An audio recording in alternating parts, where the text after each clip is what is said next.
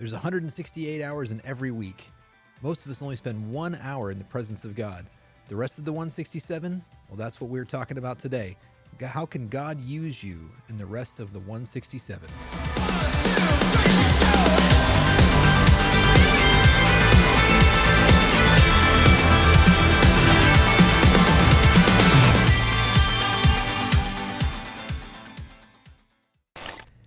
Hey, welcome to the 167. My name is Lucas Motley. I'm the discipleship pastor at New Life Community Church. And with me is Jesus' body double, Jake Reeves. Hey, hola. Peace be with you. Yeah, peace be with you, my child. And the man after God's own heart, Rick George. Good morning. I don't know. I'm trying to get better at these intros. Every time it's got to have a little, and if they hear it just in the undertone, like right as you're doing the intro, Pastor Rick rammed his knee into the table. I just hit my knee right on the corner of this. I was like, right as you're welcoming people, it's like, oh. Jesus' body double, Jake Reeves, and up for a knee replacement, Rick George. So I've got, if you see a tear coming down, it's because my knee is throbbing right now. I'm sorry. Well, gentlemen, we are in week 2 of Dangerous Prayers. Yes, we are. So we're talking about what is it that we can pray, and week 1 was called Make Me Dangerous. Yeah, what was that called? Oh, yeah. I messed it up on the stream. I was like, give him some context. Yeah. So, and this week was God Use Me. That's what it was. God use me. God, this relationship that we have with God is like a partnership. It's a union. It's not, one-sided. It's like he has this incredible plan for his people, for society, for culture, this incredible plan. But he's chosen, for whatever reason, he chose us to partner with him in the execution of that plan. Mm-hmm. And so what that necessitates is you and I and those listening and watching to say, oh, well, I want him to use me. That's where this whole thing begins, of that dangerous prayer, because you don't know what that's ultimately going to mean.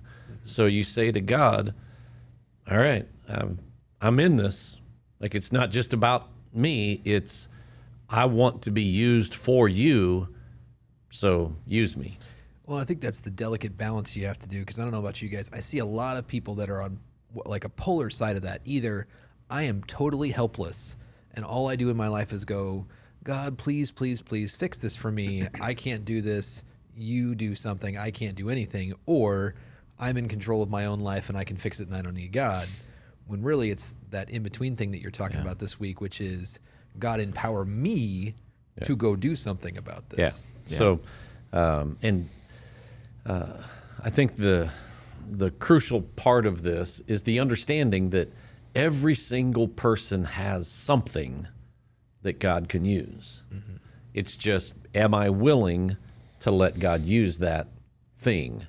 I mentioned we all have stuff. The storage business is a booming business because we have so much stuff.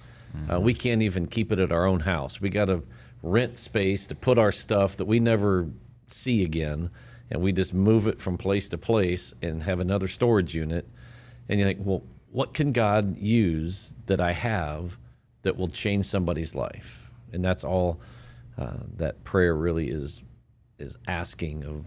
Look at your stuff. Look at your abilities. Look at your life. And is there something that I have? Anything. Well, and in that vein, I just want to start talking about today, just to kind of kick it off with something fun. What is something that you guys have seen that may be, kind of outside the box, something that people don't normally think of, but you've seen people use it for Christ? So to get you started, we were talking about this earlier. Like I was ministering in Hannibal, Missouri for a while, and it's right there by Mark Twain Lake. And we had a guy in the church that, he worked at the grain elevator. He didn't have a whole lot of money, lived in this kind of traditional farmhouse. You would not think that this guy, but the guy had this super nice boat. And like he would pull it out of the lake. He'd sit there and hand wash it so it wouldn't get any barnacles. I mean, like it was just like he took really good care of it because he didn't have much. And I was always like, Danny, why do you have this boat? And he goes, well, I bought this boat to minister to people. And so everybody who was a new family at the church, in the summertime, he would have me get him a list of the new families, and he would approach them and invite them and take them out on the lake and just, get to know them, so they felt like they were, valued at our church. And that was how he used his boat. Cool. Yeah, so I've seen people use their ability to cook. Just they love to cook, they're good at it, and so they either have people in their home to cook, or they prepare meals for people that are sick or struggling, and they use that gift. It's something that they can do, and they choose to do it. I've seen people utilize their money. Like there are people that just, they have money. It's a foreign concept to a lot of it. Pastors, what? What is this? But God has given them the ability to be great business people, and they've made a lot of money, and then they've just used that money as a tool, and they're just super generous in blessing people, and oftentimes it's kind of behind the scenes and using it not as a way to bring recognition to themselves, but it's just hey, here's some funds, make sure it gets to that person. And so I've seen any number of things. I mentioned, like for us, we use our house. Our home is a tool, and so we use it for a variety of different ministry opportunities. Trudy will have 12 or 15 women at a time over for lunch. We do, big dinners at our home. We have all the people who go through the membership or the Step 1 class. We invite them and have a dinner with them. It's because we have the space. It's like we don't need a giant home just to live in. We have a nice big home so we can bring people in and use it. So yeah, you should always see the realtor's face when Chris and I are looking at a home and she's like, this home is exactly what you want. And we're like, yeah, but can we, if we're hosting a life group, where do the kids go? And she's like, that's the contingency of how you're buying. Yes. Yes, Yes. absolutely. Yeah, for us, it's always, how many people can you sit at a table? Can we get 15 people in a dining room? And if not, is there another space that we can have a large group? And those are just things. That's just stuff that we have. What about you, Pastor Jake? What have you seen people use? We got a family in the church that's got beef. Not with us. Oh, yeah? They actually have got beef. And so they, at times will donate to us or things we're doing that are awesome. I've actually got a good example that is simultaneously going to make my wife look a little bad, but then good. My wife takes photos, and I remember when I first asked her to take photos for the church, and like she'd been doing wedding photography, and I'd been helping her for a long time. She hated it because she was good at it. In her mind, she thought, this is below me. Like, this doesn't matter. Just stick somebody out there. And she had a bit of a change of heart. She heard a couple different larger churches pitch vision behind why, photos impact the church. And now she leads our photo team and loves it and champions that and uses a gift that the kingdom needs. Yeah. So, yeah. Going back to the beef, it's like it is so cool. You just have a guy who's like, I got cows. Do you like cows? It's like, well, not live ones, but I love dead ones. And like, perfect. I have something that I can use.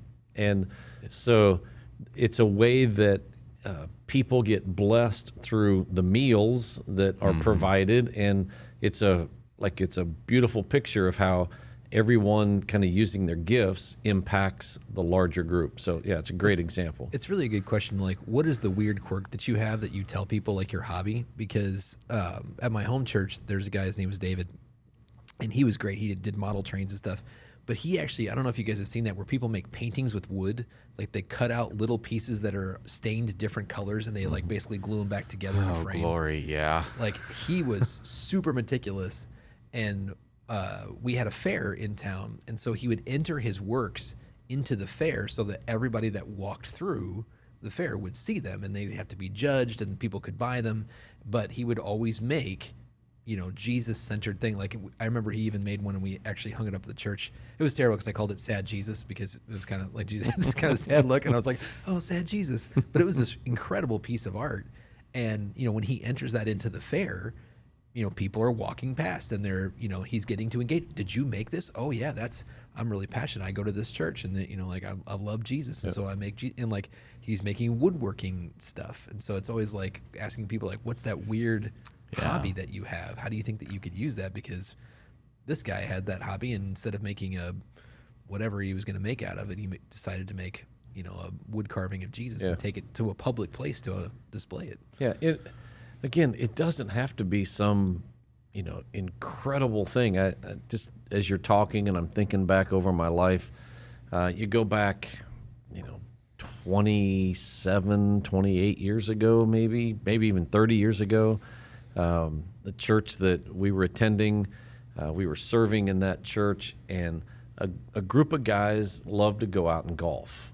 And like I had golfed some, terrible golfer, didn't have a lot of time to do it. And there was an older guy in the church that his job, he was in sales, and his job was literally to play golf with people, like as a sales rep. The company paid him to take people golfing all around the country.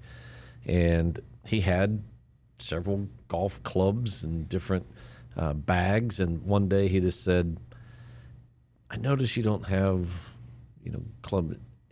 Do you want clubs? I'm like, yeah, I can't afford clubs. And what I have, I'm not that good. He's like, let me take care of it. What's this man's name? Yeah. Can I get his And so he had clubs in his garage. Yeah. And he just gave me the bag and the clubs, and he's like, here, they're yours. Like, and it started, just that generosity started a little bit deeper desire to play golf and to get to know people, and then to use that as a tool. So just going out and playing golf as a tool to connect with people. But it was started because of somebody like, well, I got golf clubs. You don't have any? And I thought you were going to be like, and that's when I met Phil Mickelson. yeah, no. And are you getting paid to go on the LIV tour? That young man that gave me those clubs. That's going a whole nother direction there. That young man that gave me those clubs changed his name to Tiger. I I don't know. don't know. We've been friends ever since. No. No, it's good. Like, but what are so those are kind of the odd things, like weird. What are some of the meat and potatoes things? Like somebody's sitting there going, I don't Did you carve say meat wood. and potato? No, I'm sorry. Yeah. Not the beef. No, just kidding. But chicken. No. So like, what do you think are some of the things that everybody has? Well, the easy one is money. But everyone has a gift. Everyone has a talent.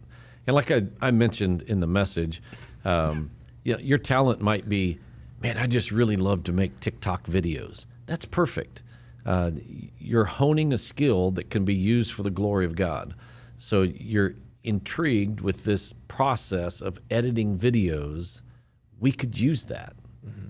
What we don't currently have are passionate young people who say, I've got time, a lot of time, and I have a desire to make videos. I know it's trendy.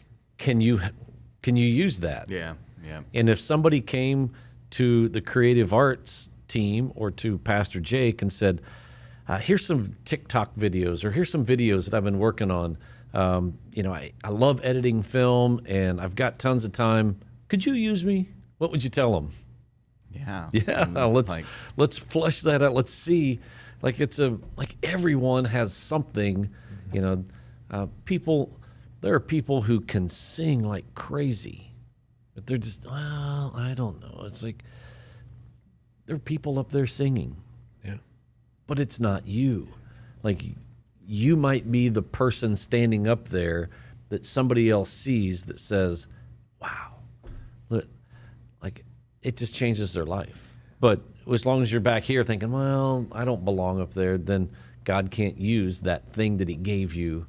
Mm-hmm. But if you can't sing, don't pretend like you can sing and say, I want to be up there. Because don't be covetous of somebody yeah, else's just blessing. use what you have, and then let God guide you through that. Yeah. Well, I think in the kind of the areas that I cover as the church, like even just first impressions can you smile at somebody? Can you say, good morning, I'm happy you're here? Do you know where things in the church are located? Because that's half the idea is somebody comes to church and we're saying, hey, we want to make a good first impression. So I'm going to take a shower and get dressed, and I'm going to come to church, and I'm going to say, hey, I'm glad that you're here. And when they say, where do I go to check in my child? You go, oh, it's right over here. And I'm like, anyone can do that. Absolutely. That's why I said you could be at New Life for 3 weeks, and you're like, it's your third week, and you're like, I kind of like this place. Like I can see myself plugging in here, and well, take that next step and say, I'll hold a door. Like, what do I need to do to become part of the First Impressions team? And I can hold a door. I can spot people who look nervous because that's me. Oh, great.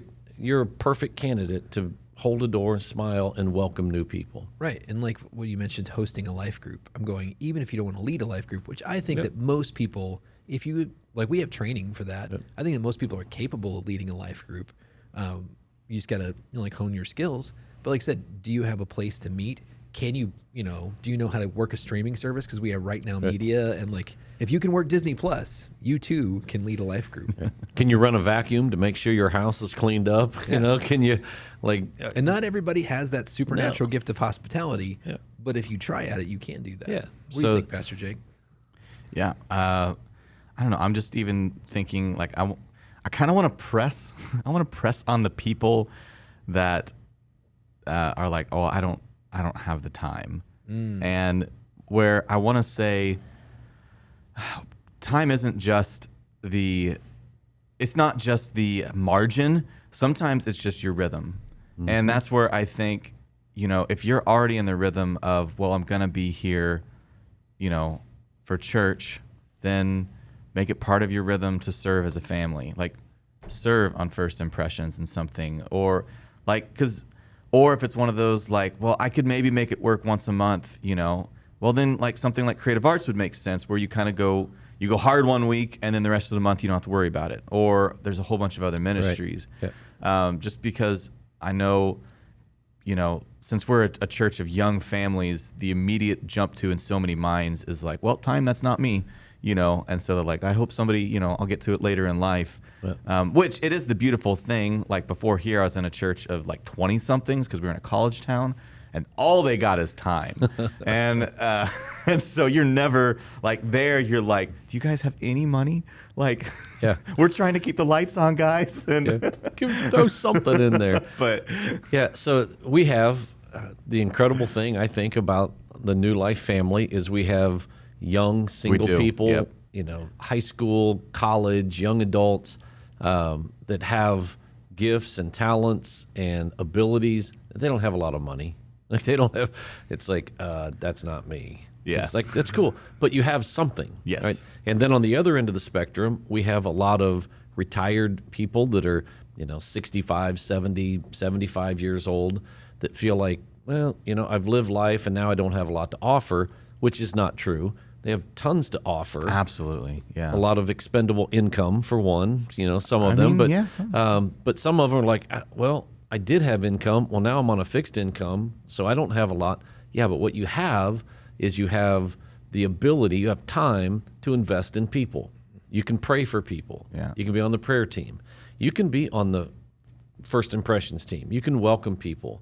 Maybe you sit at the welcome desk and you check people in, or maybe you're just looking around and greeting people and being a smiling face. There's something literally for every single person, and you're here already. And here's the lie that creeps in, I think, while you're saying that I'm thinking a lot of people is, especially, that as you move later in life, sometimes I see the lie of, I've put in my time. And so If you're not dead, you're not done. yeah, exactly. And be like, well, I was in youth ministry for 10 years, so I don't need to do anything now. No, I mean, maybe you don't need to be doing work in youth anymore, but God still has some amazing things for every single age group, every single season. Well, this week you were talking about Peter. And so you were talking about that moment where Jesus comes and he tells Peter, hey, can I use your boat? And just that very simple thing of being willing and available. And I've been reading through Acts with my life group, and so, but I kind of went through this where I looked at that. I said, okay, so you got Peter who's loaning out his boat, right? And then you get Peter who's denying Jesus 3 times and hiding, and has kind of abandoned him, like Peter who's always sticking his foot in his mouth. But then you get to Acts 5, and you have a story about Peter who he gets flogged, he gets beaten for like almost to death for the sake of Jesus, and he walks out of that experience and says, "Man, how cool are we that we got the same punishment that Jesus got? We must be doing something right." And the next day was back in the temple teaching. I'm sure he was a little sore. And then later on, in AD 64, he's killed for Jesus. And people say that tradition is that he got hung upside down on the cross, because at that point he went from, oh man, I got to share in Jesus' punishment, to I'm not worthy enough to be crucified in the like same Christ. way, yeah. Yep. Yeah. And so I'm like, what do you think for us? Like right now, somebody might be going, okay, well, I'll use my boat. I'll stand at a door. I'll greet. What do you think are the key components for that metamorphosis of, I will to start just by using my stuff for Jesus, to, man, I'd be willing to die for Jesus. Like what is some of the components of that, where we start at serving and we end with just living a sacrificial life? So it's that first step, right? So you have to begin somewhere. So it's that initial decision to say, I'm willing. So it's when Simon said to Jesus, okay, I'll push the boat out. He didn't have to say that. He could have said, get out of my boat. I'm tired. I'm done for the day. But he didn't. He said, okay, like I'm willing to do that. I'm willing to do the next thing. So all he was expected to do from the beginning was to push it out a little ways so Jesus could stand there and teach. Well, once he was out there a little ways, then Jesus said, okay, I'm done with this thing. Now go out further. And then start fishing, and you'll be blessed. So I think it's just that initial commitment to say, I will do the first, like Misty in the video that we showed in church, she said, and the cool thing is they make it easy. Yeah. Right? So there are some really simple things to do that don't require a lot. Do that. Like, don't start with saying, okay, God, use me. I'm willing to go to Africa and sell everything and be a missionary for the rest of my life. Don't start there. Start with, I got a boat. Or even if you don't, like, there's a guy last night at men's group, Jeff Bolton brought a guitar because somebody on Sunday listened to the message and said, well, I play the bass. Like, I love playing the bass, but I sold mine. I don't have one, so I Sold can't. everything, Yeah, so I don't have a bass. And so Jeff Bolton, again, hears that and says, oh, good news. I have a bass. And so he brought it to men's group last night. He said, here's the bass. He's like, okay, well, I'll take that next step and just do what's in front of me. So I think it begins with that initial, okay, I'll do something. And then once you do that something, then that always opens up other opportunities and other possibilities for you. And again, it goes back to that phrase that I used towards the end of the message, that your greatest ability is your availability, right? So 30 plus years ago, I heard a man speak at our church that, and it just kind of transformed my way of thinking and propelled me into deeper levels of ministry. And he had a little catchphrase that he used. He was a guest speaker into our church, but here's what he said. My availability gives God the opportunity to do a miracle through me.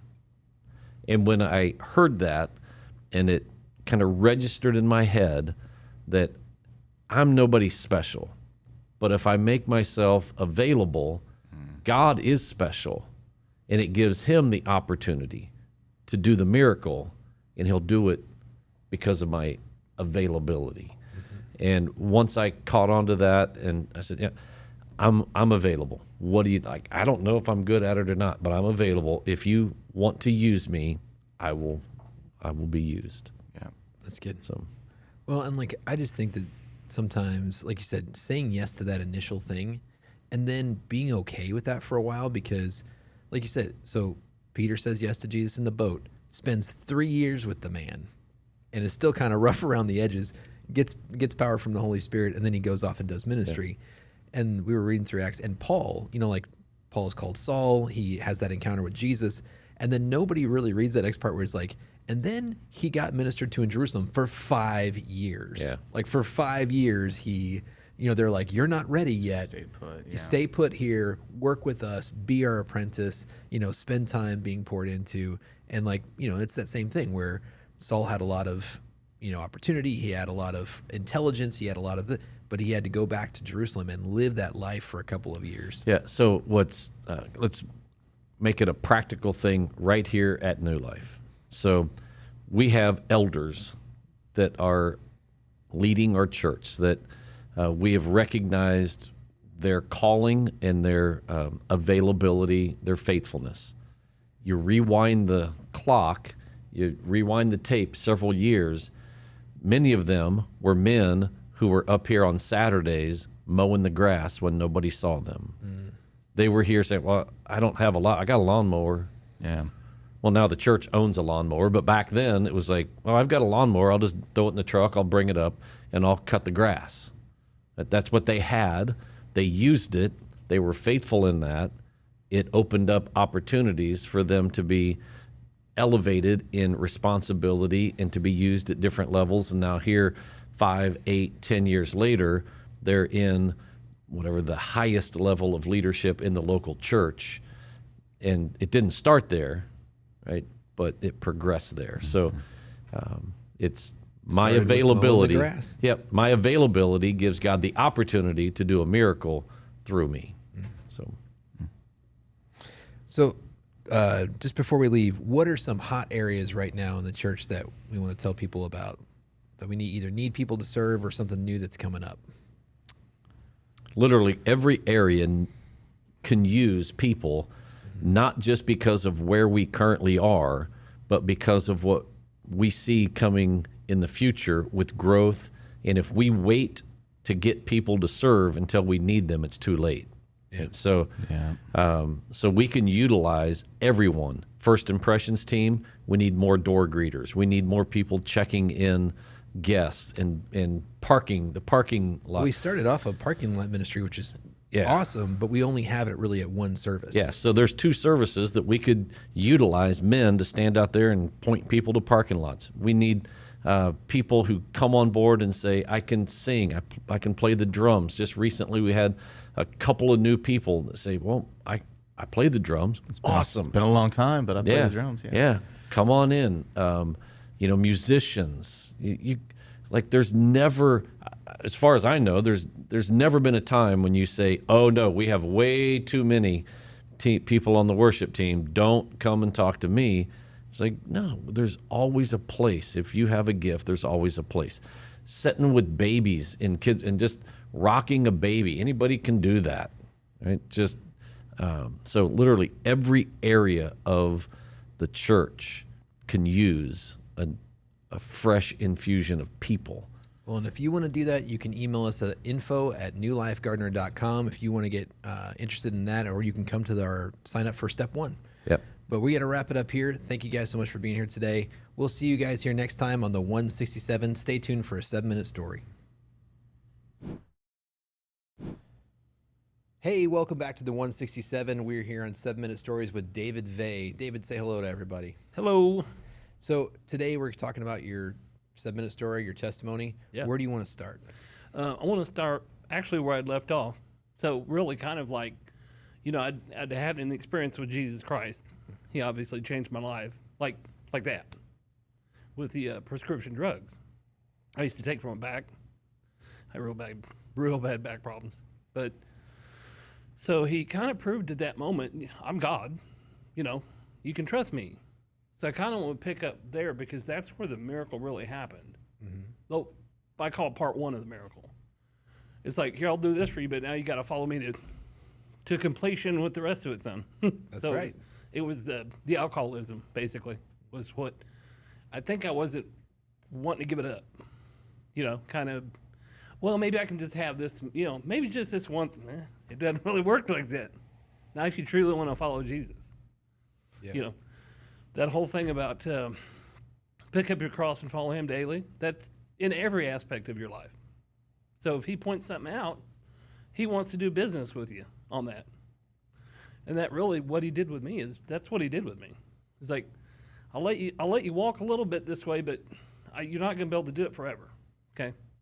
So you had problems with your back. You were on prescription drugs. Yep. And then just instant healing. January of 2010. Yep. Cool. But I didn't realize it until I had this miraculous dream. Like it didn't become like the supernatural didn't happen immediately until I recalled this dream. Then I recalled it. I just remember seeing myself in I wouldn't say outer space. It was just darkness because there was no stars, and I had this like gold line around me. Yeah. Like gold light surrounding me, and I was like an infant, like a fetal position. And then I could just feel like gold sparkles fall over me.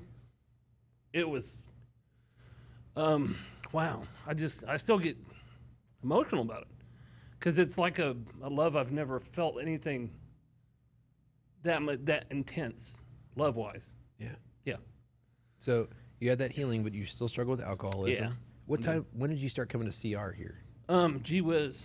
Well, I bounce between two of them, so I go to Life Mission and then I come to Rich's group too. Yeah. Depending what day I'm up, Like today, yesterday morning I had to pull a double, so I was like, well, I let Mike know, like, man, I can't get out. I'll still be at work by the time you do this podcast. Right. But today was good. But so I bounced between the two, depending on what times are available. But literally, probably about a year ago. Okay. Yeah. But you're still trying to, like, we all do that, where it's like, hey, God, change my life, but just not this part. Yeah. Yeah. And I think I specifically remember the feeling of trying to walk my own strength, if you know what that's like. Yeah, you're just trying to white knuckle it, like, Yeah. I can do this. And it's not how it works. Yeah. It's total and complete surrender. Like, I'm done. And now, as a result of that, it's more like, well, okay, I can't do this, but God, you can do this. Now help me to follow you better. And that's really what, is happening. What do you think brought you to that realization? Well, just it wasn't the same anymore. I could drink it. It just didn't do any, it didn't have that effect. So it's that hook. You know what I'm saying? It's that hook. You still got to get up, do your job, and it just life's better in general. When you go to bed sober, you wake up sober. It's just better. Right. Everything feels better as far as smells, sounds. And like I said, I told Mike this too. I felt like 150 pounds just came off me that prayer session that day. Oh, well, let's talk about that. So Okay. You've been going to CR. Yeah. And then Rich invites you in to get some prayer. He called it the hot seat. The hot The seat. hot seat, yeah. He invites you into the hot seat. Yeah. So tell me what happened. Well, they laid hands on me and prayed, and it was more of a discovery of what I was holding deep-seated that I didn't really realize. That's why I remembered the dream, was there. I had forgotten what God had done for me. So it was it wasn't really a head memory that I remembered. It was the feelings I felt in here of his intense love. And that's like, he just like, remember this, remember this. And that was the one moment Mike was speaking. He's like, okay, so we're all holding hands, they're all praying hands on me. And he just brought up the, hey, Holy Spirit, we're just asking you, can you bring up anything in David's life? Issues with my parents, issues with my brother, issues. We really do carry a lot of baggage that we don't realize. Yeah. And I think that's why I always have to examine myself now. Just really do, like, sit down, be still and know that he's God. And then just kind of get like all right, Lord, search my heart. Is there anything that needs to be dealt with? And I think just me not doing that over the course of like a few years, just getting out of that, getting complacent, I think, getting lazy, really. Well, that's the connection there too, is Celebrate Recovery, the recovery program. they also focus on that intense, like, do you have unforgiveness? Like, Yeah. do you have people that you need to ask forgiveness from, or do you need to, forgive other people? And it's I was like, still that's holding such on a to it. freeing, yeah, it's such I a was freeing still, thing. Oh yeah, it is. And I was still holding on to those little pieces in here, and all that is it's just like, I don't know if you read Pilgrim's Progress. I love that book. Yeah. John Bunyan, great book. I read it every once in a while. But like when Pilgrim finally gets rid of that baggage on his back. Yeah. That's what that Sunday was. Yeah. And for our listeners, that book, this guy's carrying around this huge pack, this burden. And like, he finally finds the cross, and he's on the top of a hill. He had to trudge all the way up it, and he Yeah. lets go of it, and it rolls all the way down the hill, and he just gets Yeah. to walk around without it. That was my 150 pounds I've been carrying around for 3 years. Even going to CR, even doing my steps. That's not really what it's about. I mean, there's a freedom in it. Don't get me wrong, but it's not going to work if you don't apply it, and if you don't actually put the work into, discover. So you What's had that within here? burden lift. What's it like now? Well, I still feel 150 pounds lighter. That's good. Yeah. No, it's good. Life's good. Has the cravings reduced? Has it? It's weird. Yeah, I haven't really had any. I've had a couple, but nothing that I really want. It's like I almost get sick just thinking about it. Like physically ill. Yeah. Like, oh man. No, I'm serious. I get physically. No, I believe you. I get chills, and I'm just like, ugh. It's not a part of me anymore. So. That's awesome, man. Praise Walking- God. Praise God, definitely. Praise Jesus Christ, because if it wasn't for Him down on that cross for me, I'd have no power. And I wouldn't be going to a good place. But I have that. I'm going to a good place. Yeah. And that's another thing. He really did confirm in my spirit. His spirit confirmed with my spirit that I do belong to Him. Because I always worried about that when I was little. I'd ask my mom and dad. Of course, they're humans. They're not God, obviously. They Right. don't have all the answers. But I just asked. I kept worrying about that when I was a kid. Am I going to go to hell when I die?